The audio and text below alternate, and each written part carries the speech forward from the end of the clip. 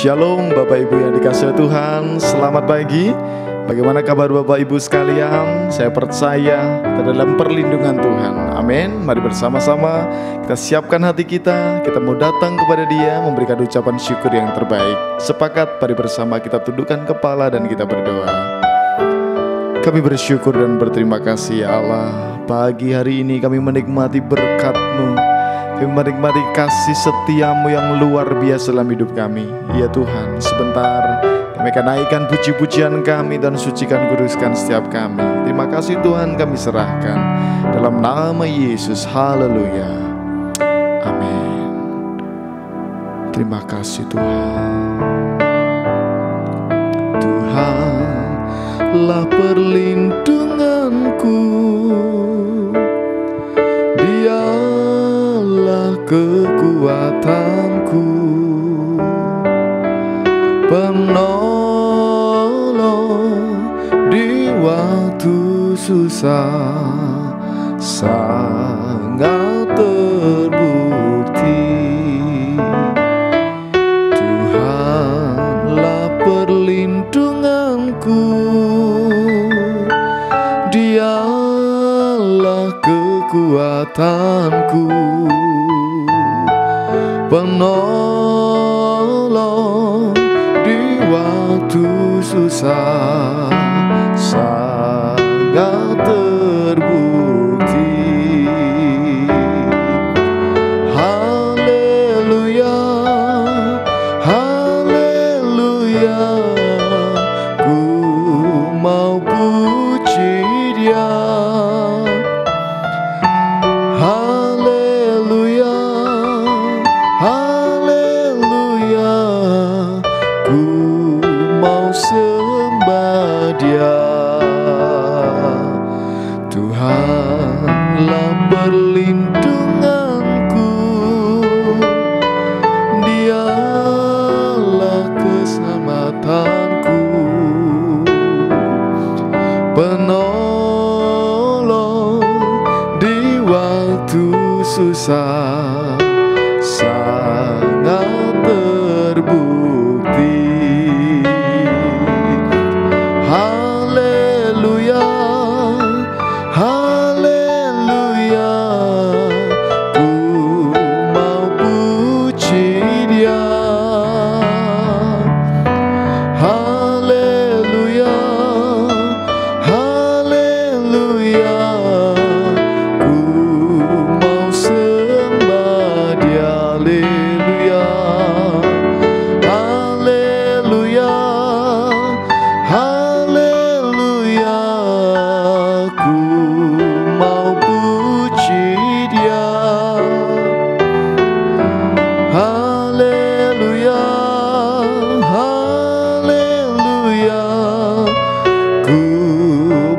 sembah Dia. Haleluya, haleluya, haleluya, ku mau puji Dia. Haleluya, haleluya, ku mau sembah Dia. Haleluya, haleluya, haleluya, ku mau puji Dia. Haleluya, haleluya, ku mau sembah Dia. Ku mau sembah Dia. Ku mau sembah Dia. Mari sembah Dia. Oh, haleluya. Terima kasih Tuhan, Engkaulah pertolongan kami, batu karang yang teguh. Haleluya, yang layak dipuja, yang layak di sembah, kami bersyukur, kami bersyukur. Terima kasih Tuhan. Haleluya, haleluya.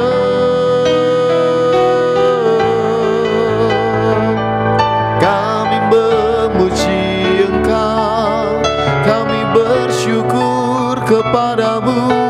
Engkau Allah yang baik. Haleluya.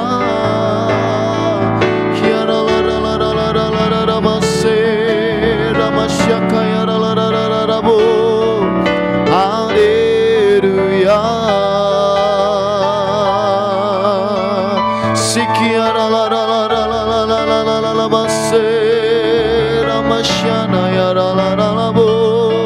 Kami mau puji, kami mau sembah, tinggikan namamu.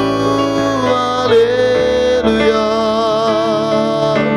Ya la la la la la la la la masih, ya la la la ya la la la la wo. Oh, haleluya, haleluya. Ku mau puji Dia. Haleluya, haleluya. Ku mau sembah Dia. Haleluya, haleluya, haleluya. Ku mau puji Dia. Haleluya, haleluya. Ku mau sembah Dia, mau sembah. Ku mau sembah Dia, ku mau sembah. Ku mau sembah Dia.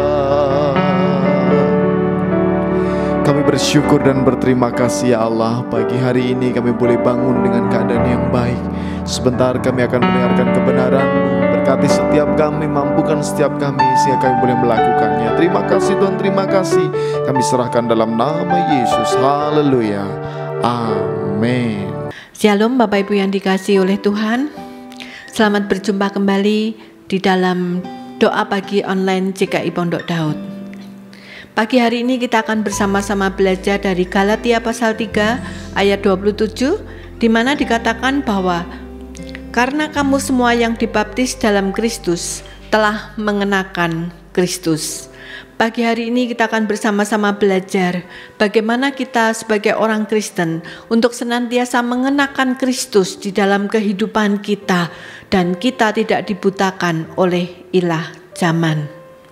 Nah Bapak Ibu yang dikasihi, mengapa ayat ini berkata bahwa semua yang dibaptis di dalam Kristus telah mengenakan Kristus? Karena saat dibaptis kita diselam di dalam kematiannya.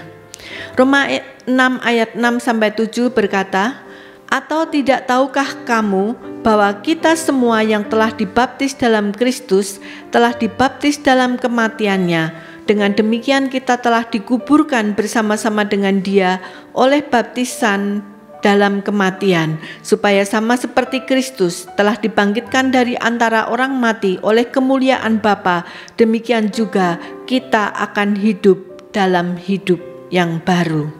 Artinya, saat kita menerima baptisan, secara fisik kita diselamkan di dalam air, tetapi secara roh kita ditenggelamkan di dalam kematian Kristus. Kita dikubur bersama-sama dengan Kristus supaya kita bisa memperoleh kebangkitan di dalam kemuliaannya. Bapak Ibu yang dikasihi oleh Tuhan, kalau kita berbicara tentang kebangkitan, maka bisa kita katakan bahwa tidak ada kebangkitan sebelum kematian. Oleh karena itu Bapak Ibu, kalau kita rindu mengalami kebangkitan bersama Kristus, maka kita harus mengalami kematian bersama Kristus. Kita harus mematikan kedagingan kita. Kita tidak bisa dibutakan oleh ilah-ilah zaman, tetapi kita harus tegas berkata bahwa sekali Yesus, kita tetap kepada Yesus. Jangan sampai dunia memutarbalikkan iman percaya kita kepada Kristus, sehingga pada akhirnya kita tidak mengenakan Kristus di dalam kehidupan kita. Oleh karena itu Rasul Paulus berkata, "Namun aku hidup, tetapi bukan lagi aku sendiri yang hidup, melainkan Kristus yang hidup di dalam aku." Galatia 2 ayat 20. Ini menyatakan bahwa manusia lama Paulus sudah mati dan diganti dengan Paulus yang baru, yang hidup bersama dengan Kristus, yang dipimpin oleh Kristus. Karena itu di dalam 2 Korintus 4 ayat 10 Paulus berkata, "Kami senantiasa membawa kematian Yesus dalam tubuh kami, supaya kehidupan Yesus juga menjadi nyata di dalam tubuh kita." Atau dengan kata lain, Paulus dalam hidup barunya setelah menerima Yesus, Paulus selalu mengenakan Kristus. Paulus selalu membawa kematian Yesus supaya Yesus bisa menyatakan dirinya melalui kehidupan Paulus. Bagaimana dengan kita? Bahwa hidup kita bukan kita lagi, tetapi Yesus yang hidup di dalam kita. Jika kita memberi kesempatan bahwa Yesus hidup di dalam kita, maka kita harus mau mematikan kedagingan kita. Kita harus siap mematikan ego kita, tetapi kita lebih memprioritaskan keinginan Tuhan di dalam kehidupan kita. Banyak orang Kristen yang senantiasa berpikir bahwa apa yang akan kita lakukan untuk Tuhan, tetapi sebenarnya bukan apa yang ingin kita lakukan untuk Tuhan, tetapi apa yang Tuhan mau lakukan untuk kita. Nah Bapak Ibu yang dikasihi Tuhan, jika kita bisa senantiasa memanifestasikan apa yang Tuhan mau kerjakan di dalam kehidupan kita, maka kita sudah bergerak di dalam kegerakan Tuhan. Kita bisa mematikan kedagingan kita. Seringkali orang Kristen berkata tidak terhadap apa yang Tuhan ingin kita kerjakan karena mereka tidak siap dengan ego mereka. Mereka seringkali berpikir bahwa apa yang Tuhan mau itu tidak sesuai dengan keinginannya. Tetapi biarlah melalui renungan ini kita mau belajar bahwa kita mau mengerjakan apa yang Tuhan mau, bukan apa yang kita mau, tetapi apa yang Tuhan mau. Dan kita mau belajar untuk mematikan kedagingan kita. Kita mau belajar untuk mematikan ego kita supaya kita tidak lagi menjadi egosentris, tetapi Yesus sentris menjadi kehidupan kita. Nah Bapak Ibu yang dikasihi oleh Tuhan, seringkali manusia memiliki alasan bahwa kita dijiwit masih loro, kita dijiwit masih sakit. Nah Bapak Ibu, seringkali itu menjadi alasan untuk kita tidak melakukan firman Tuhan. Tetapi kita mau belajar bahwa apa yang Tuhan mau di dalam kehidupan kita itu adalah yang terbaik untuk kita. Kita tidak bisa memakai alasan-alasan apapun yang harus kita kerjakan, sebab Yesus pun pernah menjadi manusia.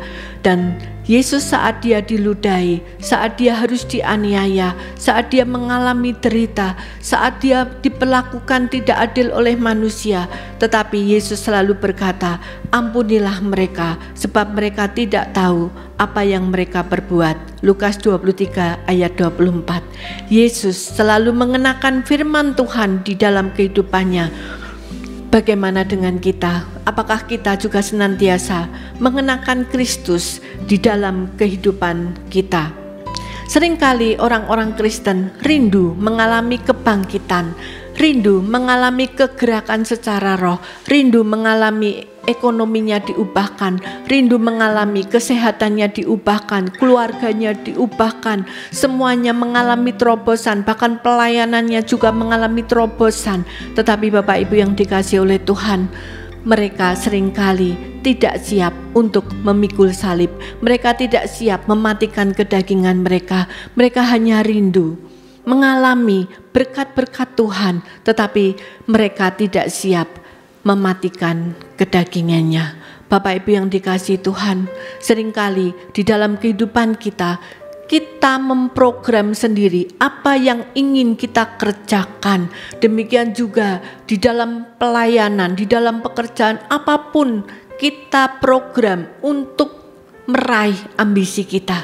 Tapi Bapak Ibu yang dikasihi oleh Tuhan, saat ini biarlah kita mengingat bahwa pertumbuhan itu adalah dari Tuhan, bahwa Tuhanlah yang akan mengangkat kita, Tuhanlah yang akan membawa kita masuk di dalam rencananya. Oleh karena itu kita belajar mau ikut bersama dengan Tuhan, kita mau ikut rencana Tuhan, dan kita mau mematikan kedagingan kita. Jangan sampai kita dibutakan oleh ilah zaman, seperti di 2 Korintus 4 ayat 4 dikatakan, yaitu orang-orang yang tidak percaya, yang pikirannya telah dibutakan oleh ilah zaman ini, sehingga mereka tidak melihat cahaya Injil tentang kemuliaan Kristus yang adalah gambaran Allah.